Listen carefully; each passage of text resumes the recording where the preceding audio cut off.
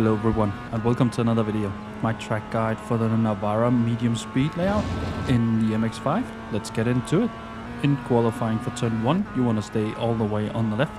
It is flat out and I track only into the middle, I don't go into the curb, to help open up turn 2 and 3 a bit more. Turn 2 and 3 we have to look as one turn and we want to open up turn 3 as much as possible so we can get as early on the throttle as possible, because all the way down to turn 6 is flat out. I start to brake when I lose the structure here on the right, initially going to about 50%, then easing off to the first curb. When I'm past the first curb of turn 2, I'll apply a bit more brake again, that is to stabilize the car. Again aiming for about 50% brake pressure.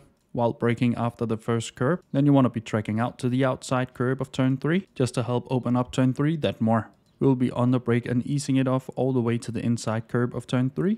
Once we are at that curb, we should be going full throttle again. Here you have to feel the car a little bit, as it can be easy to spin here. And of course use whatever room is necessary. Then I drag a little bit inwards, just so I don't have to slide as much for turn 4. I aim to come out so I have the red and white curb in the middle of the car. And of course it's full throttle, and so is turn 5. You want to stay all the way out here, then turn in so you can cut the curb. Then you should track out to about mid-track. We don't have to go any further than that, that would just be a waste of meters.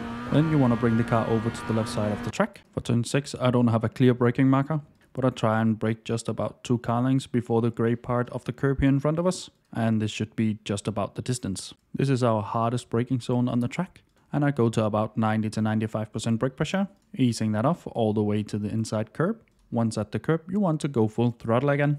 I missed the curb in this one, but you can cut it a little bit. If you cut it too much, it will unsettle the car. On exit, we have quite a lot of room we can use. We can go all the way out onto the green stuff. Just make sure to keep one set of wheels within the white line. Then you want to bring the car over to the right side of the track to make turn 7 full throttle. Then you want to be on the left side of the track for turn 8. For this one also, it's all about setting up for the exit. Luckily we're going uphill so we can brake a little bit later than we think. I'm braking when I get to this grey part of the track. And here my goal is about 75% brake pressure.